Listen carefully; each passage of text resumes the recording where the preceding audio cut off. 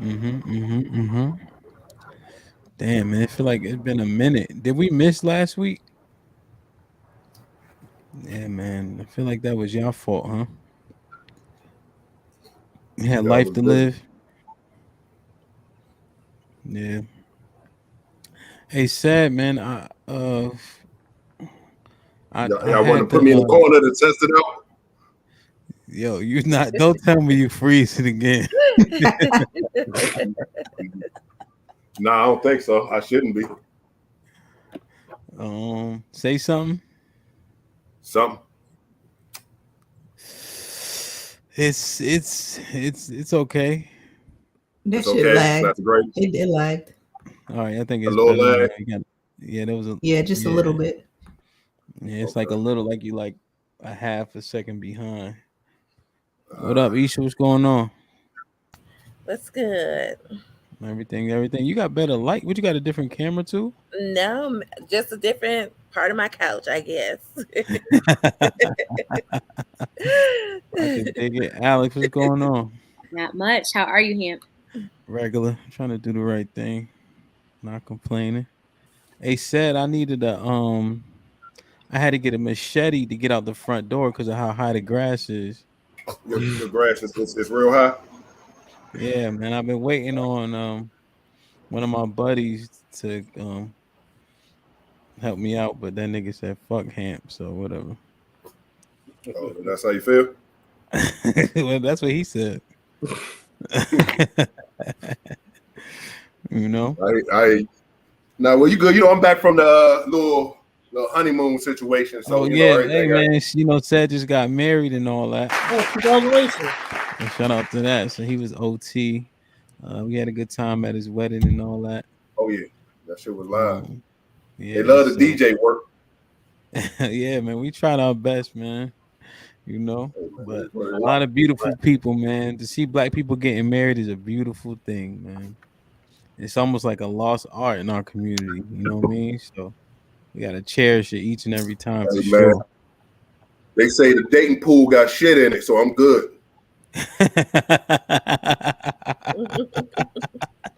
So it got shit in it, not piss. Oh, No, listen, that's all I've been hearing. You said the hell with that, right? Oh yeah, Yeah, gotta that's do. what's You up. gotta keep it. Indeed. Miss Nate, what's going on? I'm good. What's going on? Have you seen shit floating in the dating pool? Yeah. Did you make a Yes. noise? You gonna use some words? Wait, is I that said, a yes? yeah. Oh, I okay. said, huh, yeah. Oh, okay. Ish, you agree with that? We didn't need to unmute. We knew what you was gonna say. well, no, I met a nice guy. Is that right? I thought B was B. I thought you was going down. Hey, well, so something came up. That's You snooze, you lose.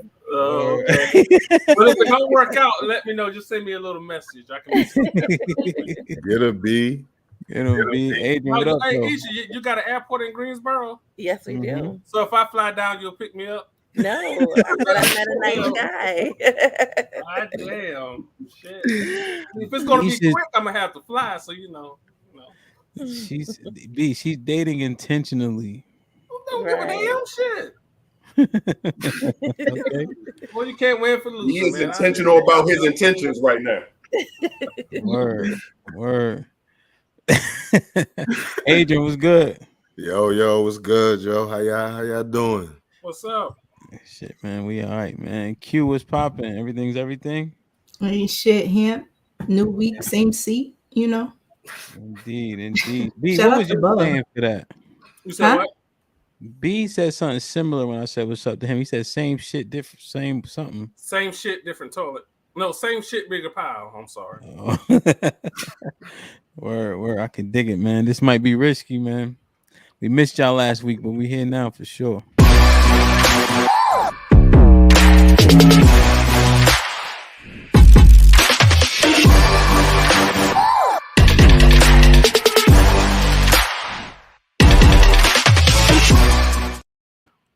All right. Do me a favor, like, share, subscribe, You could do one of those three things right now. If you hit the like button, that's probably the easiest, and it helps the channel. The more likes we get, the more you can see us. All right, or the more people will see us. You know, and if you don't mind, you can share it to your Facebook, um, Twitter. If you're on Twitch playing video games, you can share it there too. So, help us out. What y'all chuckling about? What's so funny? They worried about me in the corner. I'm in the death sentence corner. You know what it is. You know what I mean? That ain't right. My last appearance with everybody, it wasn't all that great, Yeah, that I ain't gonna hold you. That shit looking shaky in that corner though. Oh, let me slide beat. Maybe it's the corner. Hold on. It ain't the corner. Hey, I'm still rebuilding. You see, I'm in the man cave-ish type area. I got to get together. We just moved. So word. So you just moved, right? Yeah, man. They've been doing a lot of big things, man. We applaud that, man. So appreciate it. If y'all saw our title for today, positioning of blacks as consumers. But before we just jump right there, I just want to break down some what would you say? Not financial literacy, but things that have to do with it, maybe. Money, things of that nature. If anybody has a better phrase, they welcome to add it. So I wanted to go here first. I probably should have put championing, but you get it. Should we be championing entrepreneurship in our community? Most of our businesses are sole proprietorships, where they don't really employ others. It's kind of just if one barber, lash tech, so on and so forth. And since 2007 to 2017, 2004 to 2017, we had a 31% increase in those type of businesses, but they don't employ anybody. So it's just somebody kind of working for themselves, doing a particular thing. But I don't know how prosperous has been. So I'm just wondering, should we be pushing people to maybe do trade or things of that nature, as opposed to maybe chasing a dream or trying to start a business? Because I forget the percentage, but I think it's more than 70% of businesses fail within the first 5 years. So should we be championing entrepreneurship or push people to maybe go to school or get trades? Because I never seen a plumber out of work a day in my life. What you think, Alex? Oh, I mean, I could not be a business owner myself personally. I've seen some people do it and they've been successful, but if someone were asking me, I wouldn't recommend it. I'm very much a supporter of trade schools, going to college. We're in a space now where people are finding other ways to make money. However, I think a lot of people forget that when you are in business for yourself, if you take a day off, there's no money, there's no pay. Is the risk worth the reward? For most people, I don't think it is. That's fair. That's fair. What you think, B? I say trade. Looking back at it, at times I wish I had went to trade school, but nonetheless, that's neither here nor there. I say trade. I do know several entrepreneurs. They're struggling. I personally don't see myself ever having a business. I would say if that's what you want to do, then just step out on faith with it. I'm real huge on that. But I tell anyone, if the chance comes up for you to go to either college or get a trade or open up your own business, I say trade. The market is always big in terms of people who have certificates in the trade market. So that's what I say. So wait, what about that stepping out on faith part? Are you saying do that? I mean, if you want to open up your business and if you think it's going to be successful, I mean, Wow. What the fuck you wowing me for? Cause come on, if you Hell, what? Put him in the fucking bedroom. Get him out of here. Come on. Put him in the fucking bedroom. Get him out of here. Come on. Put him in the fucking bedroom. Get him out of here. Come on. So let me get this straight. You're saying that you would do a trade if you could do it over, right? You saying that businesses fail and it's tough, but go ahead and step out there on faith. No, but not, I'm saying all I'm just saying is if a person wants to open up their own business and they think it's going to be successful, then what I'm saying is if that's what you want to do, then cool, go for it. I'm just saying that's just not what I would do. I would talk a person more so into doing a trade. But if their mind is hell bent on opening up a business, then I mean, cool, go for it. But the entrepreneurs that I know who have their own business, they're struggling. So that's the advice I would tell a person. But if they think they're going to be successful in that field, I mean, cool, go for it. I mean, just roll the dice and see where it's going to go. I was having this conversation. This is slightly off topic, but I feel like people are not good friends to each other. I feel like we just go around letting people do whatever. Like, oh, if that's what you want to do, when you know it's a bad decision. Well, right, absolutely. So I would sit down with the person, and I believe in being transparent. So I would sit down with that person. I would tell them, hey, I know several people who have their own business. It hasn't been successful. They're struggling, et cetera, et cetera. But if that's what they want to do and their mind's made up on it, then, I mean, but I would say to any young person in high school, I would say look into a trade. I wouldn't say open up a business. I also wouldn't say go to school. I mean, go to college. When I say school, I mean college. But that's just me, Hamp. I mean, I would sit down and be transparent with that person. I mean, okay. Well, they added some context and perspective because at first, just like I wouldn't sit back and say, like a person comes to me and says, I want to open up my own business. I wouldn't be like, okay, cool. I would sit down and be transparent with that person. But at the end of the day, if their mind is hell bent on opening up a business, because there are some people who have that mindset that I'm going to do what I want to do regardless. Cool. I would just sit back and be transparent with you, be like, hey, I know several people. I have some friends who have businesses. It's struggling. They haven't been successful. But it's not uncommon for a person to be like, oh, okay, and then just go and do their own thing. And at that point, I'd be like, okay, cool. I mean, okay. Well, that's fair. But definitely look into a trade. Definitely. I definitely say that. But what you think, Q? Should we be championing entrepreneurship in our community? Not necessarily, because I don't think everybody has the skill set for it. I think if everybody was an entrepreneur, then where would the employees come from? And I think a lot of people make great employees. I think that having a trade is very important, even if you do take the path of entrepreneurship, because it gives you something to fall back on. And I think that, with the risks that come with entrepreneurship, again, everybody's not built for that. But when we say college, I think we have to be clear on what we mean by that as well, because let's say you go to college for a type of art or entertainment or something along those lines, it kind of falls into the same thing in my eyes as entrepreneurship. If we're pushing, just go to college, now if you're saying go to college and major in science, or not necessarily science, but the medical fields or something to that effect, something that puts you in a boss position. I think that if we're championing anything with additional schooling, it should be something along those lines, not just go to college because you wanted to join a frat and then go be a music producer. So you're saying people should only go to college for like more viable degrees? Right. Something that's going to make you some real money. So you may not be a college person. You want to go for a trade or certificate or something. Either way, I think the underlying message should be to go for something that's going to make you a pretty decent living versus, you just going because the shit look fun or everybody else is doing it, or you think that I really like this. That's great. So let that be a side hustle. Okay. So you're saying fuck your dreams. Damn, him. No, I'm not saying that. I'm saying if you're that type of person that's going to chase that dream, 9 times out of 10, you're built for the entrepreneurship life. Okay. I'll disagree with that. Go ahead, Eddie.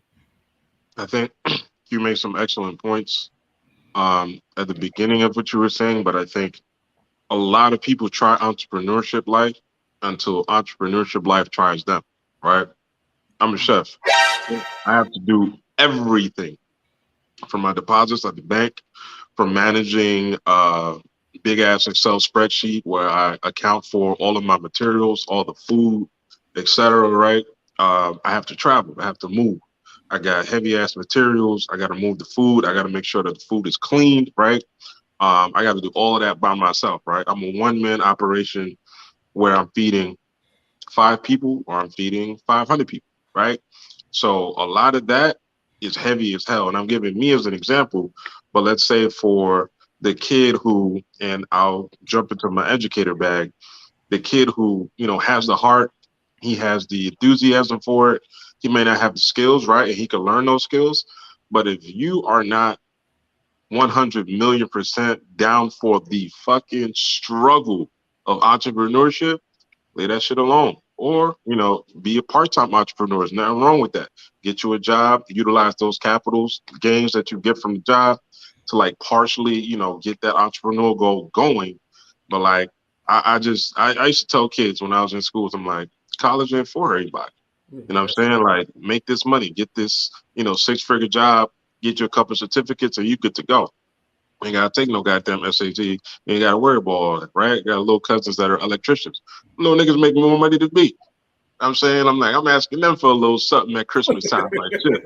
You know what I mean? But like, it's one of those things where it's like, yeah, like absolutely, I agree with you on certain points, but throwing our kids to the wolves, like nah. And then like entrepreneurship life, I turn people away. But it's like, it's the motherfuckers that are about it that stick around, like, nah, I want to learn more. Then it's like, all right, so I know who I'm dealing with. So what's the part that you disagree with what I said? Because it sounded like we said the same thing. I would disagree when you said that we should, or maybe it was hemp, so I apologize. But in terms of like everybody being a part of entrepreneurship, I'm like, nah, absolutely not. Like I didn't Yeah, I not said everybody's not built for it. I think we basically said the same exact oh, thing, but I could be wrong. Yeah, I think it's the same thing. Matter of fact, Put him in the fucking bedroom. Get him out of here. Come on. thanks, Eddie. okay, You literally said, "Look, look." Shout out to people following us on Twitch. who's yellow? Who's this beige nigga? Who's yellow? Oh, who you, dog? Yo, yeah, no, I don't know if I even said anything yet. Isha, what you think?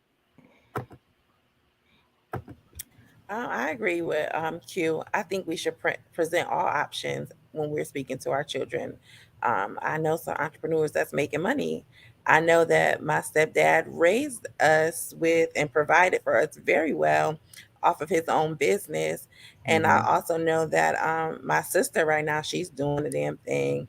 And there's some people, I mean, some jobs you it's just all for yourself. But my stepdad, he employs people who can't get a job any other kind of way, like felons or people without the Mexicans or the Jamaicans.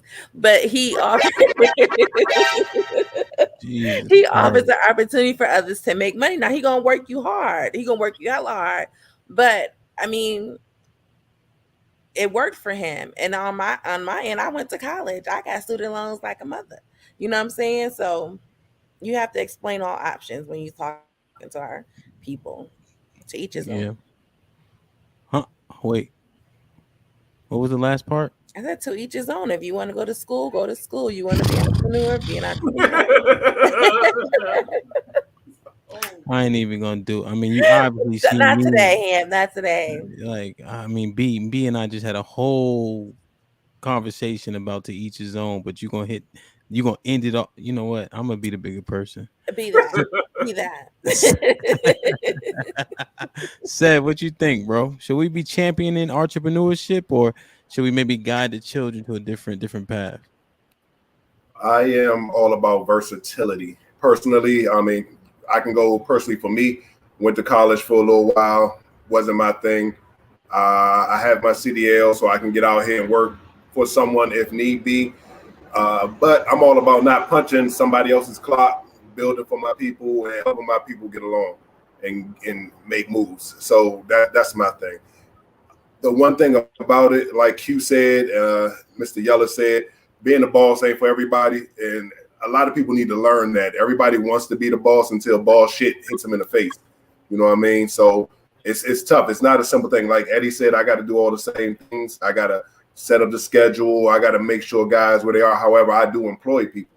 So I bring that to the table to where, you know, I employ people like Isha's father did, people that can't get a job, people that have a questionable background according to the system standard, and try to get it to a place where they're comfortable and they can provide for their family. So that's my thing. I'm all about our people doing entrepreneurship, but you got to do something that you're capable of doing. You can't just jump out there if you don't have no skill sets, no talents in the field that you're trying to. Yeah, that's good. That's fair. Miss Nay, what you think? Should we be pushing this entrepreneurship life, or should we, you know, maybe guide them into a different path? I love the idea of entrepreneurship, but I'm always going to be a proponent for education. I'll be honest. I went to college, and in a sense, it's kind of like I went for a trade, the type of thing that I studied, and trying to find a job in that field can be hard. So I think that pushing the educational part of it to an extent when you're looking at entrepreneurship, because you want to get some of your education, your skill set from schooling. But as far as like trade, you have a better chance of having a job when you have a trade, like plumbers, electricians, and even CDL drivers. I think there's going to always be a job.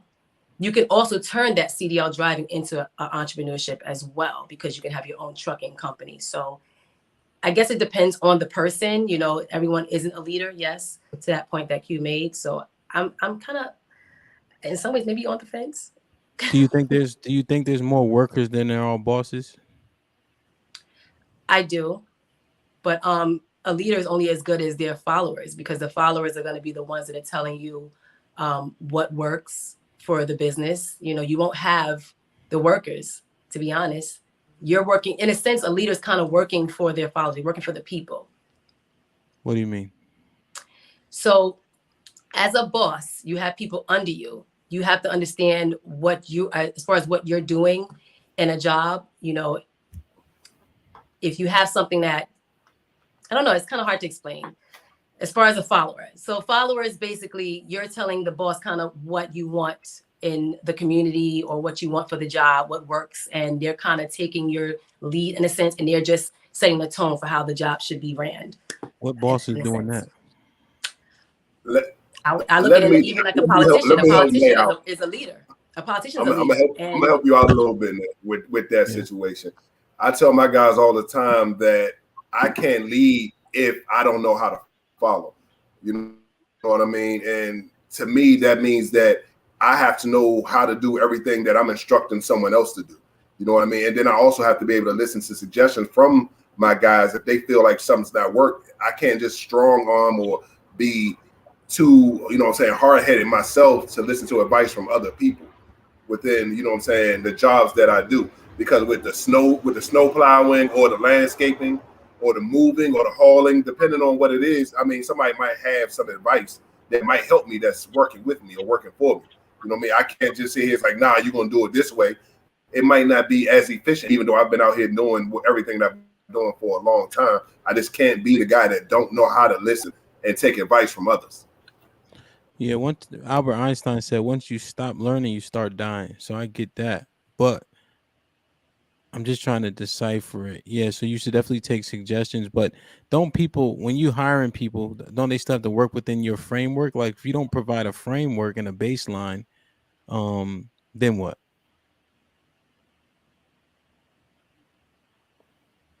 I mean, that's for me. Yeah, I mean, obviously you set a standard. You definitely set a standard. Everybody, you got to set a standard. You have to have things that, you know what I'm saying, run a certain way. I even correlated to coaching. When I was coaching guys, I tell them, you got to do shit the way I tell you to do it. And if it don't work, we can correct it from there. If you go out by yourself and just do anything, now I got to correct whatever you did and then see if what I told you to do from the beginning works. You know what I mean? It's just that simple. You know what I mean? You can't just go out and just do shit. Now, if you come to me and be like, look, I did this didn't work how I think it should work. Can we discuss a different way to, you know what I'm saying, approach it? Cool, we can talk about it. But if you just go out, do what you do, fuck up one of my lawnmowers, break my plow, that's a couple $1,000s that we out of.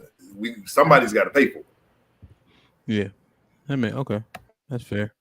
B question: are people lazy overall? Uh, yeah.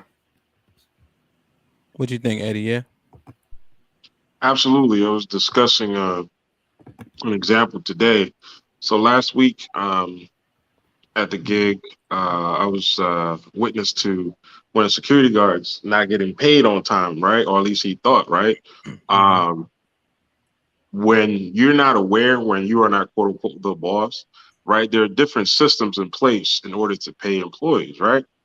If those systems go down, for the most part, we've all had this situation where I'm gonna get a check, and you're gonna get a check either the same day or possibly the next, right? And yeah, it might jack up some things in your personal life. I get it, but ultimately, it's just like you don't do these things, which what he did, right? And open in front of everybody, right? He was calling. eh, he got a little weight on him, but he was calling his boss a fat motherfucker, a fat ass nigga. Like, how dare you be late with my check? And then he called him and he was telling him this shit in front of other employees, right? Obviously, he got fired immediately, right? Here's your little check, go on your way.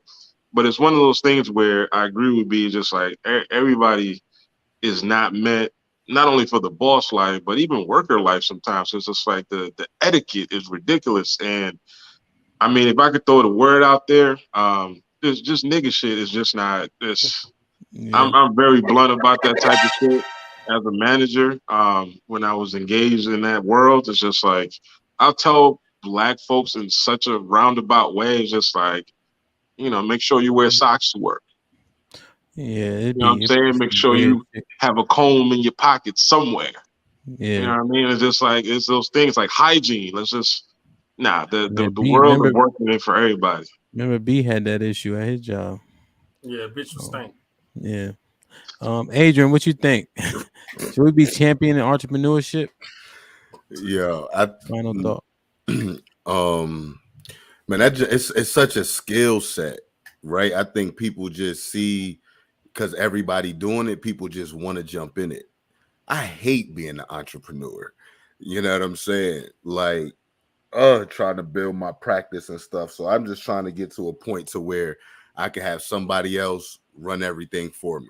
I'm not necessarily built for it. So I would champion it after you get a foundation. So like with my kids, right? Only thing I'm paying for is something that I know they'll be able to be successful and take care of themselves. Anything other than that, like, so if they wanted to do dance, nah, I'm not paying for you to do no dancing. I'm not paying for you to start no business. I'm not paying for none of that. You know what I'm saying? After school, you could be a nurse because that's good. You always gonna have a job and get you some bread. I'll pay for that. You want to do your CDLs? You want to do a trade, something like that? I'll pay for that. Anything else you want to do, you better try to get you some other type funding.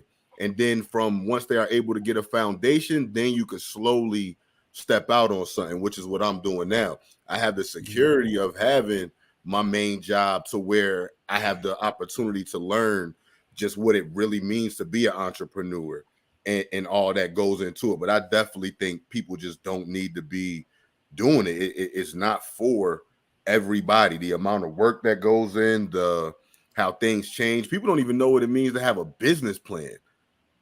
You know what I'm saying? They don't Yeah. know their type of consumer. They don't know nothing about marketing. They don't know nothing about anything. They just want to have a LLC and think you a boss, but you don't pay nobody. Yeah, so how If the you fuck don't you a got boss? employees, you're not a boss You're if you not a don't have boss. employees, yo.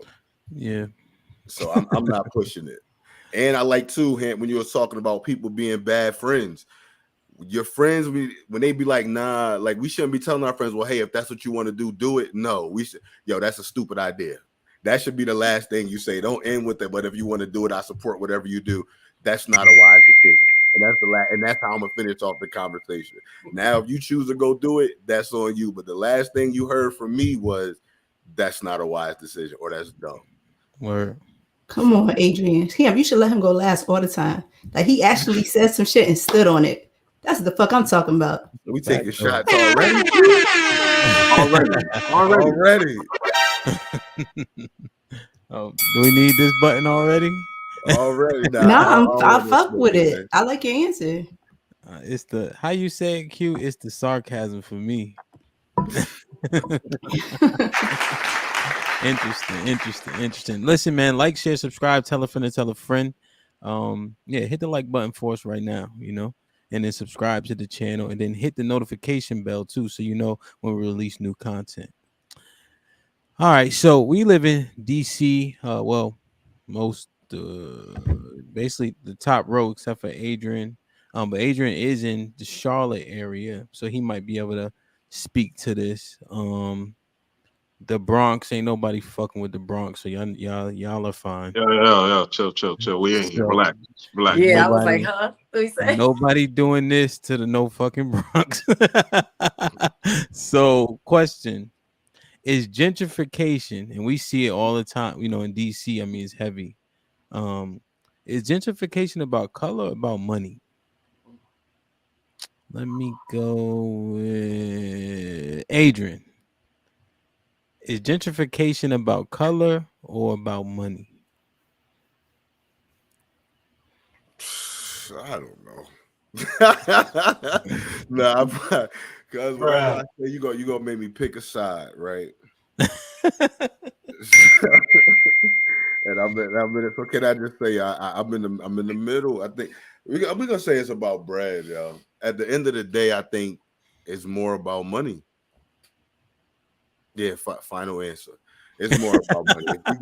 If you got the money, you could do anything. Money drives everything, yo.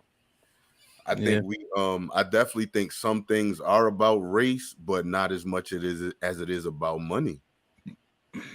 Yeah. Okay. Always, yeah. Isha, gentrification about color or is it about money? I'm gonna go with color initially because you have to realize that these are communities that they set aside for the impoverished or the Black communities, and then when they seen value in it, now they want to move them out of that area so that they can build it up to make money.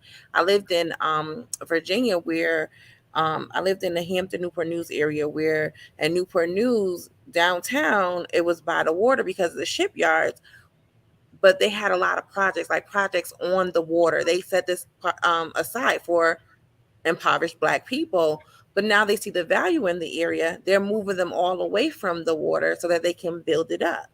So Yeah, that's the same thing. We have the wharf down here, mhm. the Navy Yard, um, even all the way up in Southeast. They have where Homeland Security is, Yeah.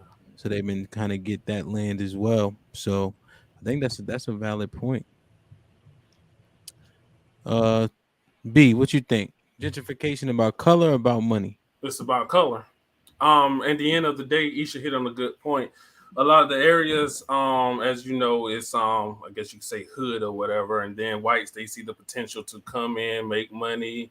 It all usually starts with the house. They know that they can buy a house for dirt cheap, build it up, and when the majority of them move in, then the house value is going to go up.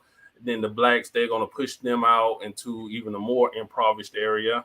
And then in those areas where the whites are coming in, they're usually, like I said, they're just going to build it up, do what they want to do. Equity is going to go up. Equity, when whites move in, equity tends to go up anyway. So, yeah, I think it's about color. So that's a good. So let me ask, Alex, can gentrification? So is this question flawed? Can gentrification even exist without color? Hmm. No, because I think you have to take it back to when you look at the city versus the suburbs years ago, right? Um, maybe even 20, 30 years ago, people wanted to live in the suburbs, right? You wanted to be away from the city folks because for them, a lot of them had factory jobs, they had manual labor jobs. The individuals, the American dream was to have your kids, your dog, and your white picket fence and live in the quiet area. We're now transitioning to an area of convenience, right? So the status of money means that I live a little bit closer to the city. I can walk here. I've got the Whole Foods here. I've got the Starbucks here. People have that. And especially in the DMV area, you've had individuals who've been living in these areas for years. A lot of them, unfortunately, not a lot, let me not say a lot, but you have individuals who weren't homeowners or their families passed down homes and they went ahead and they sold it. And then you've had people who just so happen to be white people. They've come up here, oh no, we want to be close to everything. We want this cohesive life. I want to be able to walk to the grocery store. I want to go to my yoga. I want to go to my Whole Foods. But in this time, I think it's about money. Money talks, especially in the DMV area. And now we're seeing people, and it just came out the other day that Prince George's County is no longer the richest. Yeah. It's no longer the wealthiest. It's Charles County. So what's happening is that a lot of Black people, if you're talking about color, they can no longer afford to live closer to the city. They're now having to move out. So for me, it's at this particular point in time, I think it's about money. So one thing you caught, you said they just so happen to be white. What did you mean? Like, so it don't matter if they white, if they were Asian or Indian, it would have the same effect? Well, I think specifically in the DMV area, the ones that we're seeing come into the area are white people. That's not to say that in other major metropolitan areas, they may be Asian or of another background, but at least here in the DMV area, they're white. And I think the issue that people have when it comes to gentrification is that you have, speaking into color and ethnicity and things like that, I think the issue that people have is that you're coming into this space and you're trying to get rid of the history, the culture that we have. There was something a couple of summers ago when white people were moving into the area and there was a ban on go-go music. This is a city, this is an area, this is what we do culturally, right? And also in New York, when the white people were moving in and they were complaining about the bodegas, like, oh no, we want to have this, we want to have that. So the issue is you're having people come in these masses and you want to live in this, you want to live in the city, but you still expect it to be like the suburbs where it's going to be quiet, where after 10 o'clock, we're not going to hear the music. People aren't going to be outside. You can't have both. And I think that's a huge issue and a huge clash when I'm seeing now when it comes to gentrification in these areas. Okay. That's a good answer. Eddie, what you think? Color, money, or can we not have it one color? Go ahead. It's definitely color, money, and racism. There's a book I read a while ago, The Color of Law, where it breaks down redlining, right? You already have a color there. Where they initially started this bullshit in Chicago and how they pushed a lot of the affluent Negroes out of Chicago into the ghettos, right? Same thing with, if you're unaware, what Central Park in New York City used to be called Seneca Village. Profoundly rich ass Black people, right? They decided, don't want you niggas to live here no more. They violently moved all of those Black people. And there's a small little memorial on 72nd Street. And it talks about, how those people used to live there, right? So it's definitely about the color. It's definitely about racism. And it's definitely about money. So if you're able to afford some of these places, right, with the way Pharrell coined these new Blacks, and, they're assuming that because they're amongst the higher echelon of salaries and living in a particular neighborhood, it's like those neighborhoods are mostly affluent, they're mostly white, or they're mostly white passing. Right, so it's just like you might be the Negro on the block, but you're still a Negro on the block.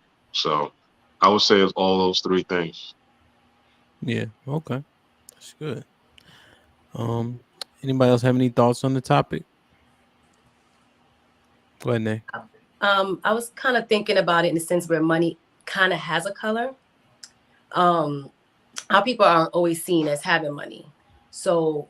With that said, we're not able to afford to live in the most affluent places. And then you have these developers that will come in and they'll want to build it up because, like Isha said, they see it as valuable, and then they'll push us out and ends up having to go to more blighted communities and impoverished areas. So I guess it can kind of be a little bit of both. It's money talking, to be honest with you. I think I got a quick question here, y'all. Yes, sir. So why can everybody else pick multiple answers, but when I normally pick multiple answers, I get a little ding or something, or pick a side, and you can't be on the fence? But everybody listen multiple things. I feel some type of way right now, man. I think we need to put you in the bathroom, yo. Because you know what? Let me answer. Put him in the fucking bathroom. Get him out of here. Because what she just did was she had multiple answers in one answer. You have one answer, then everybody else speak, then you have another answer. That's the difference. No, Q I on your don't. top. Q on your top for some reason. She want to And, argue with and, you and about Q, something. you're wrong. I No, never speak I. and But say you know what? something. We Then ain't even after got to argue everybody about it speaks, because I the come back and episodes are change my taped. mind. The episodes are Find the taped. tape. Find the tape. Find the tape where I say something. Then after everybody else speaks, I change my position. That never happens. That never happens, Q. Find the tape. Please Here we find the go. tape. And then we'll start next week's episode off with playing the clip. Now y'all know I'm good for that too. Pay attention to the group chat. Adrian, Sinead is making. I'm just happy she's giving an answer that's cohesive. So The answer that what? it's cohesive. So, because sometimes you be, when we talk about the Bible, you be all over the place and shit. This you've been more concise. So, Okay. and I'm just timing Eddie's answers, Adrian, because sometimes they take very very long. So I don't want to say anything to him because he'll continue. You know what I mean? Yeah, but So Eddie be on it though. I keeping it short, bruh. get the fuck out of here. Bruh. Eddie be educating the masses though. Eddie be Hey, educating the that masses. Seneca Park though, that's very very important. Mhm. And even like DC, like with the white flight, you can pinpoint it almost to like I think it's like 1963 when white people just fled DC, right? And the suburbs were more expensive, and then as they come back, the city is way more expensive. You know. Okay. Any other thoughts on this topic? Good. Interesting, man. Yeah, I think it now that everybody has given like an answer, I'm thinking that it's more all inclusive. Because initially I'm thinking it's money because I think that technically if I was just speaking for myself, I would be a gentrifier, right? If you base it on like income and so on and so forth, but the demographic has to matter. Because if I move to the community, does it bring value? Like B said, and the answer may be no. So that was a good like clarification for myself. So let me hit this one real quick. Investing versus saving, right? So shoebox money has always been the thing. We have savings accounts, so on and so forth. Or should we be what people may deem risking your money because people only know what they know by investing it? Love it. Yes. So B, you did the Michael Jordan fist, so I'll allow you to Yes. All right. So, saving versus investing. All right. Usually, what you will want to do is you want to have 3 to 6 months worth of worth of bills saved up in a savings account. I'm all for investing. Your money is never, ever, ever going to grow in savings. And y'all can quote me on that. You can Google it. You can talk to investors. You can talk to economics. Or however you pronounce the word. I don't know how to pronounce it, but fuck it. Y'all get my point. It's never going to grow in savings. Now, what I've noticed is, all right, let me be very transparent. A lot of blacks don't know how to invest. A lot of blacks were never taught how to invest. I was fortunate that I came across a lady one day who we just started a conversation. She talked about savings. She talked about investing. When I was living in South Carolina, I actually I started out as a customer service rep in a finance company. 4 months later, I was promoted to assistant manager. Then I did the research myself on investing. Then when I went to school, I took an economics class just to take it because I already knew about investing, but I took it just to take it. Investing, depending on what you are investing, yes, it can be risky. I will also say this: no matter what you are investing in, whether it is a blue chip stock or an ETF, you will lose money. So when I tell people, what's the ETF? an ETF is an electronics trade transfer, electronics trades funds. I meant. I'll get to more about that in a minute. No, the fuck you won't. Listen, Okay, keep no, this all right, but answer. because that was messing up the point. But Okay, okay, but in all right, ETF, yeah. I know about this stuff. Okay, No, I And- know, but just okay, the in answer. ETF, all right, you messed up my point. But okay, in ETF is Might basically have hit you with the Primerica. no, fuck Prime America, no. An ETF, all right, your S&P 500, your Russell Vanguard 2000, your Russell Vanguard 500, those are your ETFs, which you can trade during the market from 9 a.m. to 4 p.m. on Monday through Friday. If you try to trade it on the weekend, it's not going to settle until Monday, 9 a.m. when the market closes. B question, but what would be like an example of an ETF that everybody would know? All right. Well, that's the thing. I mean, if we're talking about the majority of blacks, none of them really know. I mean, a lot of them don't. A good ETF that I would tell anyone to start looking into. You want to open up a Fidelity account. You want to get that S&P 500. You're not going to go wrong with the S&P 500. If you Google in S&P 500, Morningstar, Motley Fool, they have one of the best ratings out there. You're not going to go wrong with that. I have several ETFs. But S&P 500, that's one of the best. Then what you want to do is you want to see how much each share is. With S&P 500, it's about $38 right now. It went down due to the inflation, about $3. You want to get you several shares, get as many shares as possible. Let that money sit in that ETF, and then you're going to start getting your quarterly dividend for each share. Reinvest your dividends. Don't let those dividends just sit in that money market account. You want to Question: reinvest your Are dividends. dividends guaranteed? Yes, yes. Now let me clarify something. With the S&P 500, the Russell Vanguard 2000, any ETF, you're going to get that monthly dividend. Your monthly dividends is going to be a little different. But nonetheless, you're going to get your monthly dividend. So some people say, well, "What's a monthly dividend?" All right, Yeah, you know how you have a savings account and you get your interest yeah. off the savings. All right, that's the same thing with the ETF, your monthly But dividend. B, if we all did this, why wouldn't we do it if we're guaranteed a dividend? Well, that's what I'm saying. A lot of blacks don't know about investing. They think investing is risky. And yes, you will lose money, but with an ETF or a good blue chip stock, the money you'll lose compared to the money that you'll gain, you're not going to miss the money.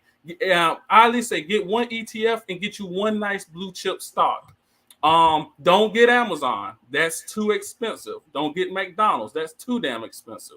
Unless you're going to put $200 in each month, I guess. I mean, I don't know how your pockets run, but get Verizon. That's a nice, good blue chip stock, So and let your money grow because it's not wait, going to grow in. let me ask one question, B, to clarify, What's because up, I'm thinking S&P is a S doesn't and that track the top 500 yes, stock exactly, companies? yes, So you're exactly. saying get a company from a stock that's in the S&P 500? No, all right. So your S&P 500, it's going to track several different markets: technology, medical, health, food, restaurants, whatever. It's going to track the top 500. Your blue chip, I just use my blue chip stock for like emergency. So if something comes up, bam, I can sell some stocks, let it settle in about 3 days, bam, pull it out. But yes, you would. Yes, I mean a blue chip. You can get a blue chip stock from an ETF. Yes, you can do Well, that. so I can buy stock in the entire S&P 500? No. Well, because you said buy a S&P 500. All right. A lot of what I'm saying is, all right, it's confusing for a lot of people. Okay. I get that because investing is very complex. I have to show you instead of me telling you, but what I'm saying is, Okay. all right, how can I put it? Yeah. Well, Can I add because I just something here? yeah, hold on, Eddie. I just want to because initially it sounded like you said buy an S&P 500. I think what you're saying is buy one of those company stocks.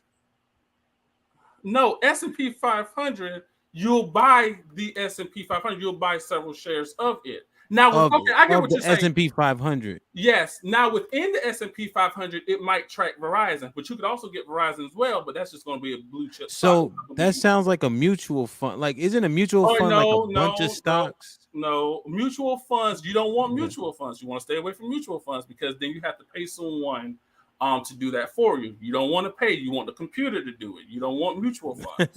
You don't want that. You want to stay away from that. And also because at the end of the day, if you get a mutual fund, you have to realize that person who's doing that for you and tracking those companies for you, they may not know what they're doing. The computer ain't never going to get it wrong.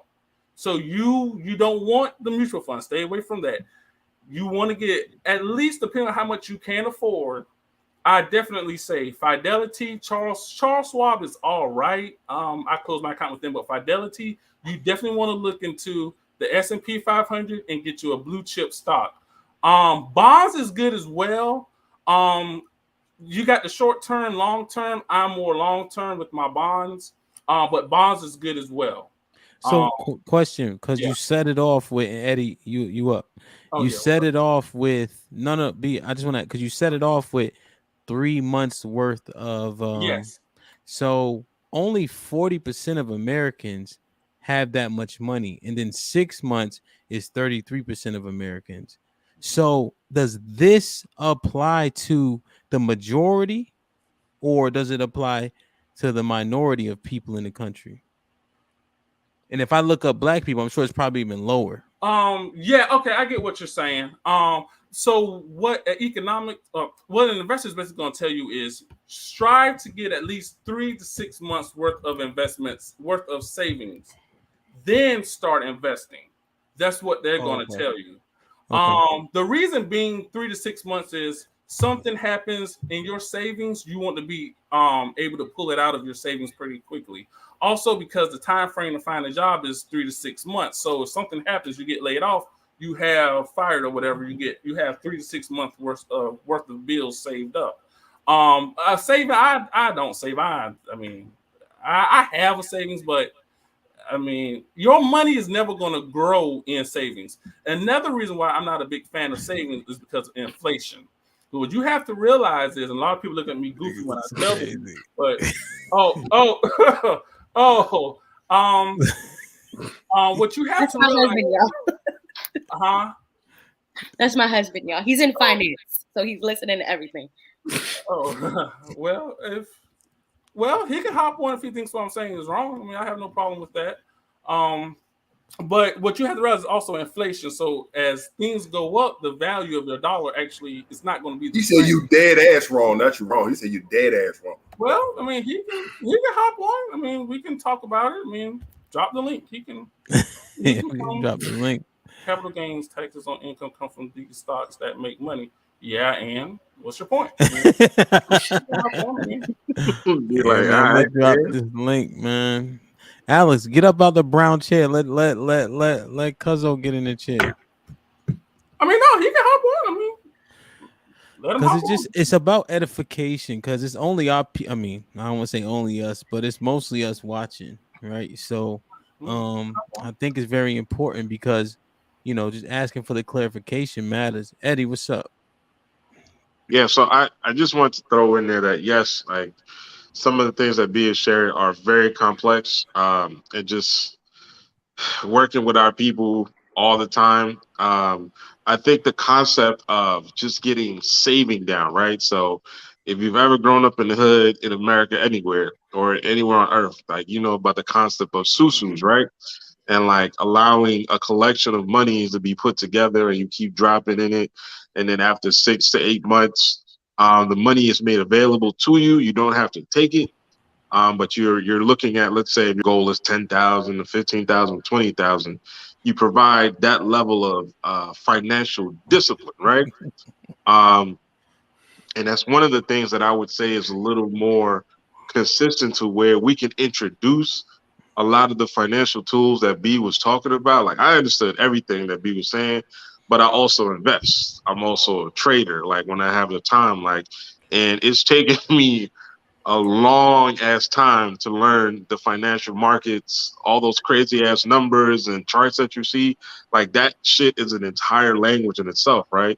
So we're looking at the simplicity and complexity of Black people. It's like you have to be able to present this shit in a way where it's just like, all right, you can't just drop ETF on me and be like, oh yeah, I know what you're talking about. Like, nah, like very simple concepts, defining what the fuck the stock market is, defining, where you could put your money in, money markets, all these other things, right? I did the same thing. I took some time to understand student loans, Oh right? shit. And how predatory student loans are, and making sure that I understood what the hell, like, y'all blowing me up about this and that. And I was on the phone clearly with a white woman. And I told her just like, majority of the money that y'all loan doesn't even really exist. So do I really owe y'all anything, right? Because we know the U.S. prints money out of thin air.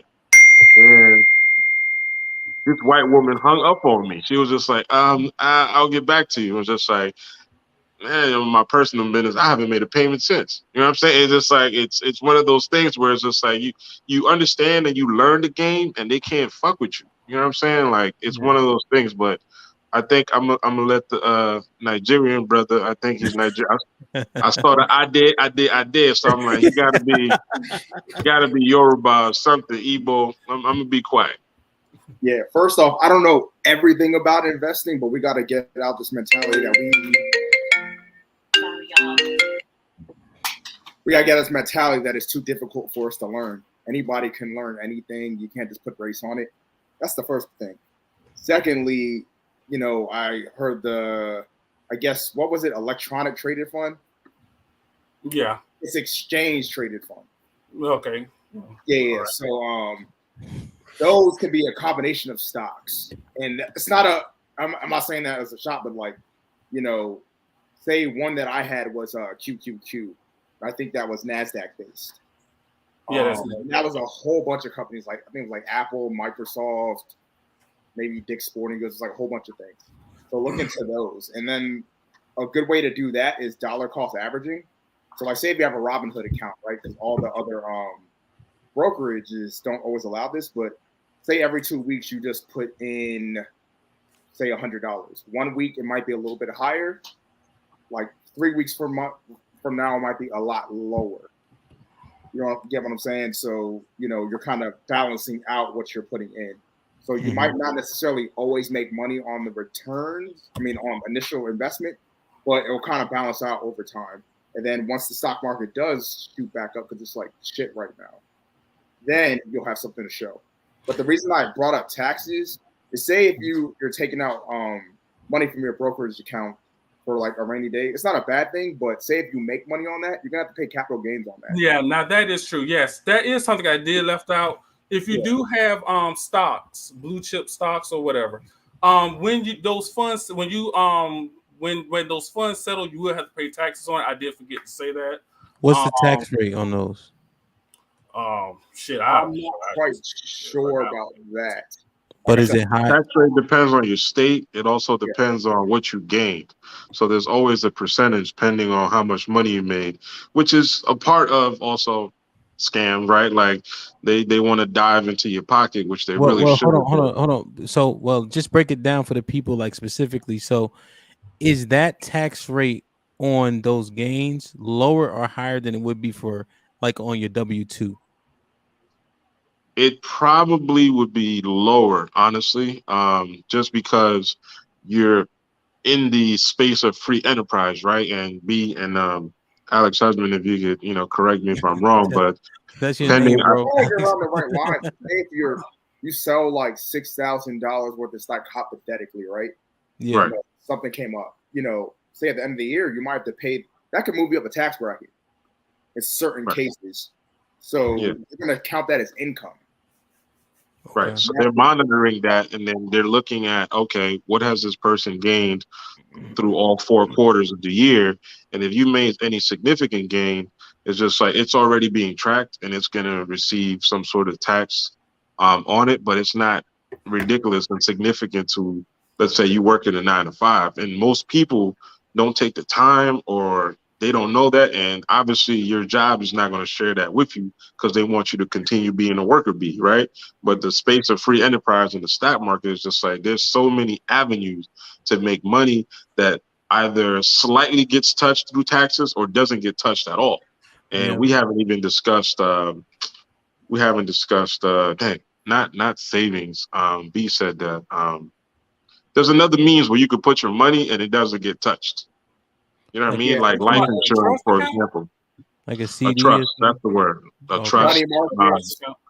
There's a I something account where you could drop about 10,000 on that, and it capitalizes pretty significantly over time. I think they let you hold money on there for like 3 years or whatever, and by the time you get it out, you got a good 20,000, possibly $30,000, and you just let that money sit, right? But So so yeah, so that but again, the stats say if only 40% of people, it's probably it got to be lower for our people, right? So dramatically 40%, lower. right? What percentage, and we will just guess it for right now. What percentage of so-called black people do you think have 3 months worth of savings? If I'm somewhere random and I'm talking to people and I'm actually mentioning it, what you'll notice is like, oh, it's good that you're doing Eddie, that, bro. give me an answer. We got Probably 10 people real up here. low though, just because like we already have like barriers. Some of these people have not necessarily old money, but they had a basis where they were actually able to build something. Yes. Yeah, but for our people, right? Because we're talking about investing in like these long-term trusts, right? But how many people can afford to put a bulk of their money to where they can't touch it for 3 years? You see what I'm saying? Of our people. Real low. Right. Especially- That number is I would imagine that number is very low. Yeah, it's definitely lower than 50%, probably lower than 40 or 30. But Alex's husband did hit on a great point. He said that people they've had an advantage. And I think he's referring to the white folks, and that actually is true. If you know anything about white culture, they've had stocks that's been passed down to them. They've had those ETFs that have been passed down to them, that old money that's been passed down to them. So when I talk to them bastards, and we're talking finances and things like that, I tell them, do know, and this is real, I'm being funny, but this is real. Wealth gap is real. There's a $240,000 wealth gap difference between whites and blacks because they've always had that advantage. So then they're coming along and they're looking down on us. But like I tell them motherfuckers, you've had that advantage. You've had someone to leave money to you, stocks to you. This is shit that's been educated to them. If you walk up to a random white person, you talk to them about stocks or whatever, they know this shit randomly. Average black person, some of us just don't know that because we've never been taught that. So he did, Alex's husband did hit on a very good point. Houses are sold to whites differently than it is to blacks. Cars are sold differently to whites than it is to blacks. Cars are appreciated. We don't got to worry about that. Yeah, cars do appreciate, but I'm just using, right. But I'm just using that as an example. So that is what I do tell whites. Do know that y'all have had that advantage that blacks have not always had. So, the wealth gap is real. They've had that advantage. We've never had that. We've never been taught this. Real quick, Hamp. For me, this is where it goes back full circle for me personally to the original topic of being an entrepreneur and entrepreneurship. All right. So y'all invest in the stock markets and all them systems and things of that nature. But when you have a company, a LLC, that can be a different kind of investment for me. And that's why it's something that I champion. So Trump said it, none of us like it, but he said he don't pay taxes. It makes perfect sense to somebody like me who has a business, because with a business now I can take the stuff that I buy, the stuff that I invest in for my company, and now that's a tax write-off. And with that tax write-off at the end of the year, I get that back. You see what I'm saying? So when you talk about the trust and the LLCs and putting all your personal stuff overall in your LLC and in your trust, it all brings back a return for you at the end of the year. That's why with somebody like me, I would champion the LLCs. When I turned 21, I started a company, and that company I basically used as an umbrella company where I can just say, okay, I can use the different tax codes and say, okay, I invested this, I pay for this, I pay for that in my company's name, and all that gets returned, and it counters my taxes at the end of the year so that I get more than I would if I just had the taxes myself. But one thing you say, you get that back, meaning it's your money to begin with. It's an investment. What did you say? Investing. So I'm investing the money that I have. But wouldn't investing mean you're going to get money that wasn't yours? But if you're just getting write-offs, that was your money in the first place, and you're getting it back from the government. Yes, you're not really making more money. Yes and no. Well, Yes and no, because think about because this: when we got these babies and you get 6,500 back, and people are partying because they just got their taxes back, Yeah. that's your money though. that's your money. But I mean, there's always the tax codes and the tax system. There's always a level at which you can get to where a certain amount will be returned. So in that you're not really fully invested into it. You know what I mean? And that's just what it's about for me. Well, I Yeah, think I I think think we said is definitely talking need about right. incentives, Tam. Say again. I think said is talking about incentives. Like even though that is some of your money coming back because you are entrepreneur, because you Yeah, are employing others, because you are utilizing particular you tools, get more than it's just normal. like you get more back. So like let's say when people be like, oh, Jeff Bezos ain't, paying the same taxes or the same percentage, you don't fucking have to. He's just like, I am employing over 100,000 people. I am basically moving the world through my company. It's just like billions of dollars are going to the mouths of children through their parents in employment, whether or not you're in corporate or you're in the warehouse. It's just like all of that gets taken into consideration, and yeah, like your fucking taxes are Yeah, gonna be lower. they'll be lower. So, but hey, Alex, bring my brother back though, because I need to hear because he has some stuff to say, right? And I want to hear what his advice would be because he said something. He said, we need to stop acting like we can't learn this stuff. Why they keep turning the camera off? What the fuck are y'all doing in there that you got to turn the camera off every time y'all switch? Put him in the fucking bed. Put him in the fucking bedroom. Get him out of here. Because he said that was different than what Eddie said, and I want to understand why. Because I've heard like teach people how to save first, then do this, then do that. So I get it, but like, it seemed like maybe we can move it forward a little bit because I don't understand it, but I have money to do it, but I don't really want to do the work either, you know. So I just be like, yo, bro, if I give you 5 racks, can you flip this? Right? That's kind of how I go about it. And my friends be like, well, nigga, listen, if you need to shave some off the top, I get it. It's a convenience fee. But go ahead, I digress. Go ahead, bro. I just wanted to hear like expound on that point. Just about like saying that we don't know something. Yeah, like how we don't know, we can learn, but like what does that look like? How can poor people get ahead? I know that's kind of two parts, but like people that don't have this liquid, right? Because people can buy a house on a 640 credit score, but you got to have $20,000 now, at least in DC. You know what I'm saying? Yeah, or So even with that credit score, you're gonna have a higher rate. yeah, and the rates are trash anyway now, so it's kind of But go ahead though. That's probably a different topic. But go ahead. Yeah. I guess we gotta just stop being. I guess like we're kind of defeatist in a sense when we say, "Oh yeah, like they know this, they know that." It's all about exposure. There's no excuse for anybody at this point, the way technology's set up, to say, "Oh yeah, I wasn't taught this." It's kind of like, unfortunately, for some of us, you got to actually have to seek that information. It might be a little bit harder, but it's there. As opposed to like, say, when our parents or grandparents were like coming up, they had to go to the library. We have a phone. People could put a TikTok together, but they can't read something about something as simple as like saving, just methods of saving, the snowball method. Right. You know what I'm saying? Yeah. And Well, hold on, B. Go ahead. So, question: what would you advise people to do that, let's say, they make 60,000, right? Which isn't terrible, you know what I mean?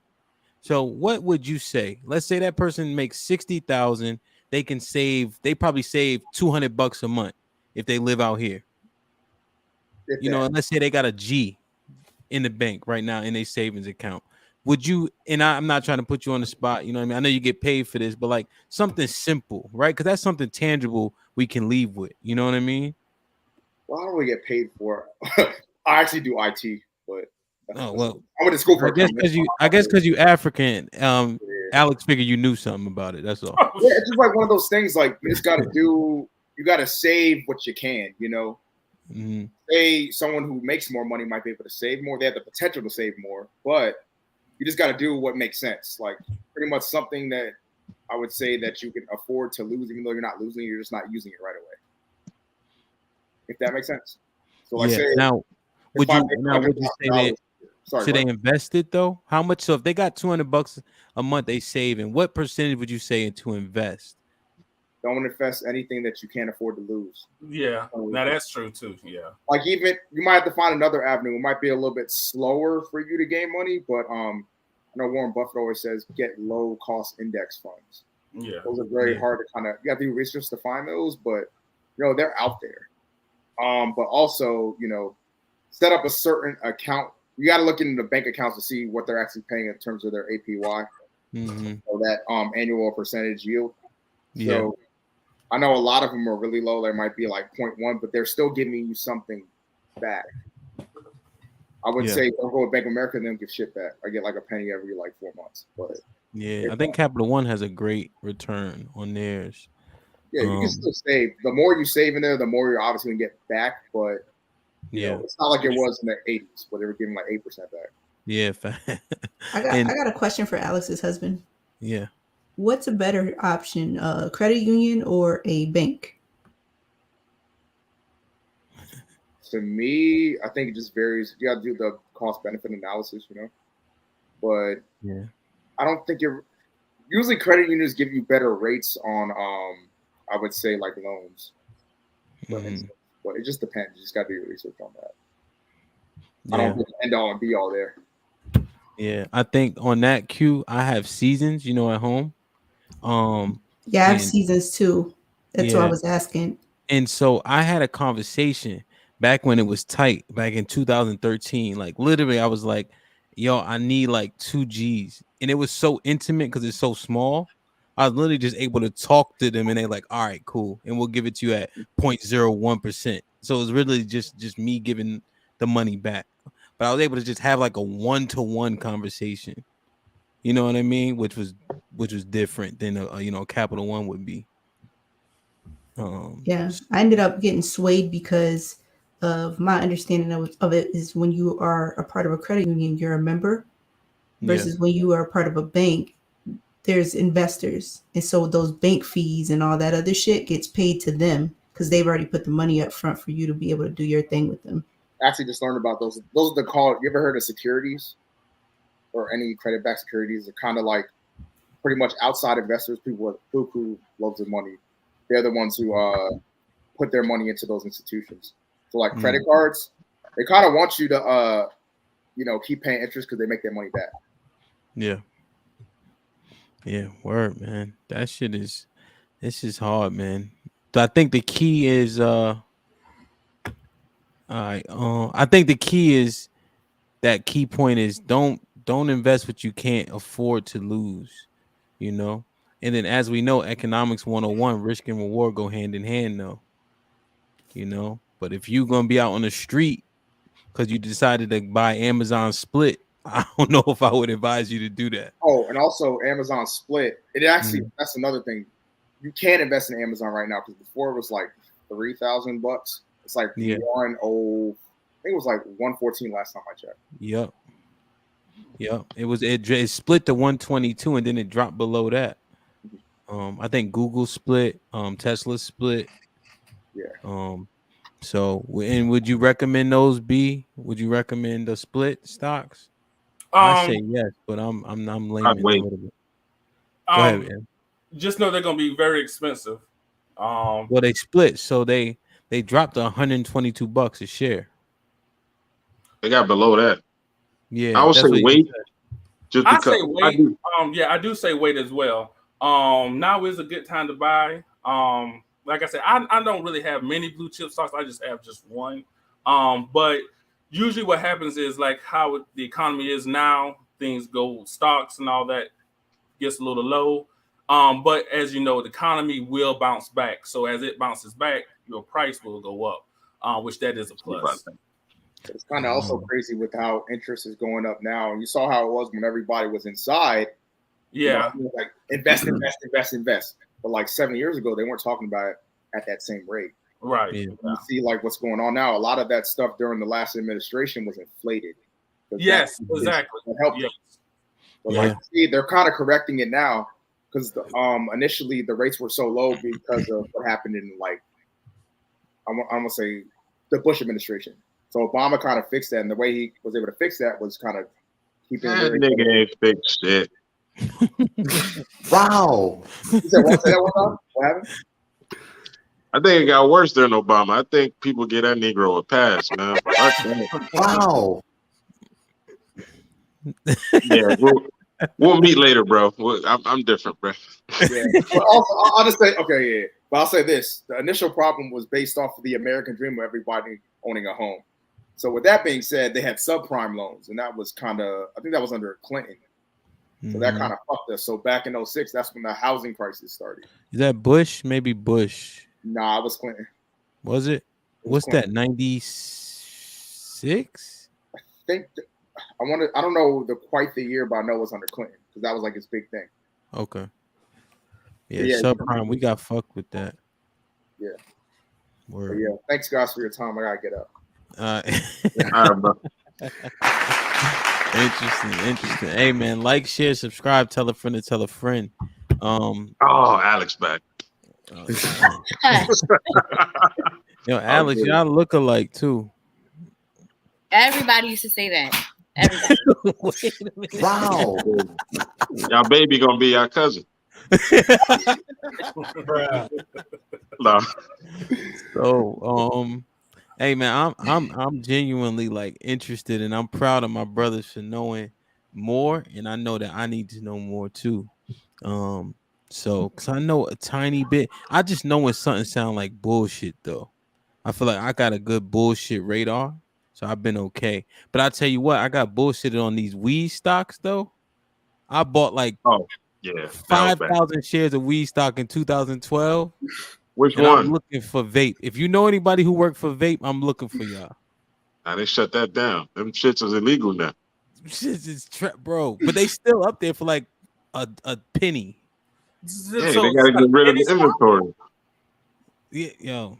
Now there's a couple of cannabis stocks that are halfway decent, but the money you're gonna make in cannabis is the physical brick and mortar building. You actually selling it, like putting it publicly as a stock. That I never bought that shit. I'm just like, nah, I can't smoke this stock. I want to smoke this shit. Like, you know what I'm saying? Like, nah, that's not gonna work. Yeah, well, they hit me. They bamboozled me, man. Oh, let me throw this in there real quick. Oh man, I don't own any stocks, but I manage options. So the fastest way to actually make money is options. And I know Nate said some stuff in regards to like learning this shit, but it's like that's probably one of the more complex things because you have to literally figure out what all those numbers and those lines and all that. Like I chart heavy on the weekends before I jump into the stock market during the week. And there's entry and exit points. It's really the thing, but that's really the more complex thing. So I don't own stocks, but I manage them through options. And it's the fastest way to make money if you really know what you're doing. Yeah, but Eddie, you just plugging that in. That need to be a whole. Yeah, I just want options as another aspect of growing your money. Go to bullshit. On, we needed that. We needed that, but then you done hit us with a fucking honey bun. It's 10:22. You know what I'm saying? So I know we didn't hit this, and I don't think we need to. I think we kept it on the more of on the positive side with edification, right? But I think that we can address this in a little bit of ways. I know that many of those stocks you can buy, as opposed to going to the Gucci store, buy Gucci stock. You know what I mean? There's one thing that public. Well, sorry, bad example. Any other white Italians that you put on your back, you can buy some of them stocks. I know a couple of them publicly traded. The ladies know this shit. LMFT, what is it called? They own a bunch, yeah. Louis Vuitton, they own what's Rihanna shit, they own all that shit. Mm-hmm. So maybe try that as opposed to spending your $1,000 at the store. Even like alcohol, right? Alcohol is like bulletproof. During the recession, people still drinking. Prohibition was a whole thing, right? Back when they outlawed it, and it kept on ticking. You know what I mean? So maybe buy some Jack Daniel's stock or something like that. I don't think what's the black owned? I forget the whiskey, but I don't think they publicly traded. But you know what I mean? Maybe position your money differently. So listen, man, I don't really like Jerry Springer, but I do like one of his constructs. Miss A. Final thought. You are never too old to learn, and I learned a lot tonight. Thank you. Indeed. A+. Yeah, tonight was very informational. Entrepreneurship is not for everybody, so let's not just push it on everybody. And yo, Q, stop hating on me, man. You know what I'm saying? I love you though. It's all love, but stop hating on me, yo. Q. Shout out to Adrian. I'm that friend that's not gonna tell you what you want to hear. I'm not gonna push your dreams. You know what I'm saying? But no, I got mad love for you though. But yeah. I think that we should all be doing as much research as we can to level up in any way that we can. And I like what you said towards the end here, like investing in those stocks of those companies as opposed to purchasing from them would probably be the best thing to do. Work. Set. I'm gonna go with diversify your portfolio, whether it be your education, getting your college, investing in stocks, or being an entrepreneur. Just diversify yourself, diversify your knowledge. Word. Ish. Gentrification is about race, and don't invest more than you can afford to lose. Word. B. Budget your money to the best of your ability. It takes discipline, but it can be done. Indeed. Alex. Shout out to the entrepreneurs, but please understand it's not for everyone. There's nothing wrong with working a traditional 9 to 5 job. I know when my paycheck's gonna come and I know what it's gonna be. Eddie. I want the ladies to save their money for Charlotte next weekend for the Omega Sapphire Conclave. Spend it on me. I like whiskey, cigars, so come through. There's no need to wear drawers, bro. It's crazy.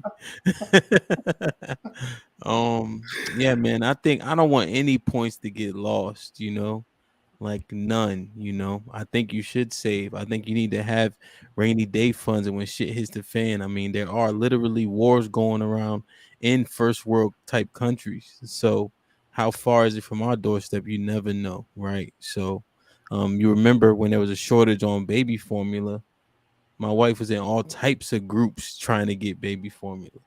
Like, it was really real. We never thought you couldn't have access to some food source. I think that risk and reward go hand in hand, but like Alex's husband said, and that's literally was his name on the thing, so that's why we're using it. You know, don't risk what you can't afford, right? Because you're gonna wish, but then again, risk and reward go hand in hand. So you do have to have a balance, but get to a good spot before you go that route. And we all get it. It's hard out here, right? So this is just some knowledge, wisdom, and understanding that maybe you're not at the point to employ it, but keep it in the back of your head and then do more research. So when you get to that point, you'll be better off for it. I think many of us are in the boat of what said was staying. You can open up an LLC. You can find ways. That's what they do. We know who the days are, And I was playing devil's advocate, but it is very important to keep as much money of yours as you can. Like, why let Uncle Sam or whatever the fuck his name is take Always your pay bread? yourself first. Yes, yes. Pay yourself first. Yes. This is my final thought. Thank you. Oh, damn! I'm sorry. Y'all had a chance. I zoomed in on you, all types of shit, and you said one thing. Right, Q. I zoomed in on everybody. Now I say a cool point. These two light skinned niggas want to chime. No. Oh, I'm like, oh, come on, son. I'm talking. I'm tiramisu. Gentrification is real. So wherever you live, man, stay steady. You know what I mean? Keep your eyes open. There's a white lady 5 years ago walking a dog down Benning Road. I was like, do you know where you at? But now, shit, it's more and more of them, So it is what it ought to be, man. Like, share, subscribe, tell a friend and tell a friend. Oh, and we out. And we